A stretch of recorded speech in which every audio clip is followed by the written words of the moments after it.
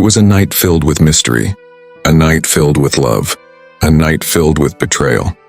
Just hours before his arrest and crucifixion, Jesus gathered with his 12 disciples for one final meal. None of them fully understood what was about to happen. Before the sun would rise again, everything would change. This was the Last Supper, one of the most important moments in human history. The city of Jerusalem was crowded. Thousands of pilgrims had arrived to celebrate Passover, the sacred feast that remembered God's deliverance of Israel from Egypt. Jesus knew his time had come. The moment he had spoken about for years was now approaching. He called 2 of his disciples, Peter and John. "Go into the city," Jesus instructed. "There you will meet a man carrying a jar of water. Follow him to the house he enters." The disciples did exactly as Jesus said. Everything happened just as Jesus predicted. A large upper room had been prepared. The Passover meal was ready. The stage was set for one of the most important evenings in history. As evening arrived, Jesus entered the upper room with his 12 disciples. The room was warm and illuminated by oil lamps. The disciples sat around the table. Some were excited.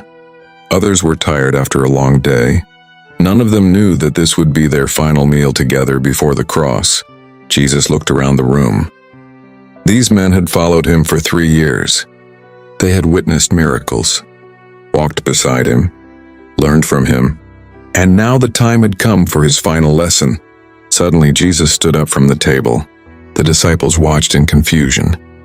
He removed his outer garment, wrapped a towel around his waist. Then he poured water into a basin. One by one, Jesus began washing the disciples' feet. The room fell silent. Foot washing was a servant's job, yet Jesus, their Lord and teacher, knelt before them. When he came to Peter, Peter protested, "Lord, are you going to wash my feet?" Jesus replied, "You do not realize now what I am doing, but later you will understand." Peter shook his head. "You shall never wash my feet." Jesus answered gently, "Unless I wash you, you have no part with me." Peter immediately replied, "Then Lord, not just my feet, but my hands and my head as well." The disciples watched in awe. Jesus was teaching them that true greatness comes through humility and service. The meal began. The disciples ate together as they had many times before. But this night was different.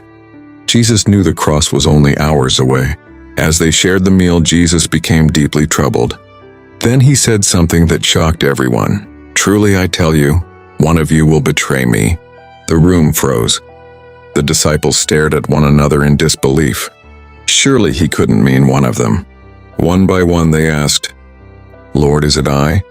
Fear and confusion spread throughout the room. Even Judas asked, "Is it I, Rabbi?" Jesus looked directly at him. "You have said so." Judas lowered his eyes. The betrayal was already in motion. As the meal continued, Jesus took a loaf of bread. He gave thanks to God.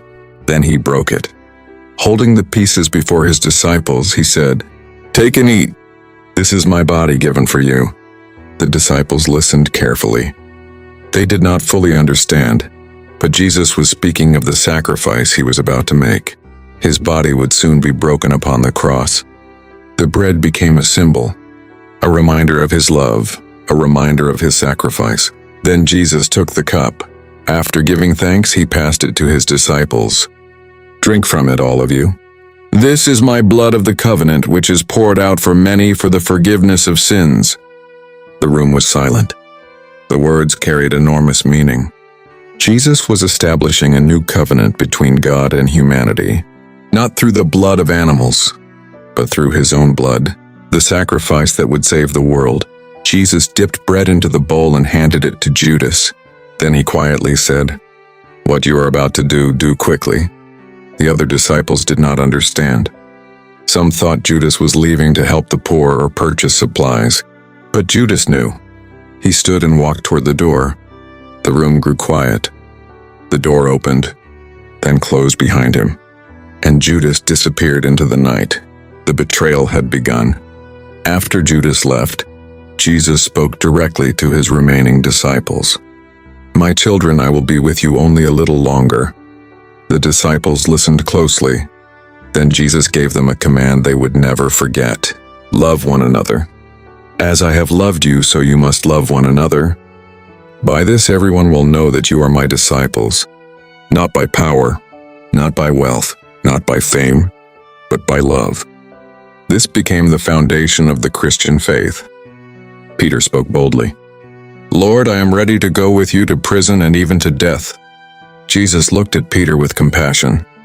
Before the rooster crows tomorrow morning, you will deny 3 times that you know me. Peter could hardly believe it. The other disciples couldn't either. But Jesus knew what was coming. Before leaving the upper room, Jesus prayed. He prayed for his disciples. He prayed for future believers. He prayed for unity, faith, and strength. The room was filled with peace, yet beyond the walls, darkness was gathering. Soldiers were preparing. Religious leaders were plotting. The cross was drawing near. The meal ended. Jesus and his disciples sang a hymn together. Then they left the upper room and walked through the quiet streets of Jerusalem. The moon shone overhead. The city slept. Jesus led them toward a garden called Gethsemane. There he would pray. There he would be arrested. And there the final journey to the cross would begin. The Last Supper was more than a meal. It was a message of love, a message of sacrifice, a message of salvation. The bread reminds believers of Christ's body given for us. The cup reminds believers of his blood shed for the forgiveness of sins. Even today, Christians around the world remember this sacred moment through communion, a reminder that Jesus willingly gave his life because of his love for humanity. The Last Supper was the final meal before the cross, but it was also the beginning of a new covenant, a covenant built on grace, forgiveness, and eternal hope. Thank you for watching the Bible Chronicles. If you enjoyed this story, don't forget to like, subscribe, and turn on notifications for more inspiring Bible stories. And remember, the greatest act of love began with a simple meal shared among friends, and it changed the world forever.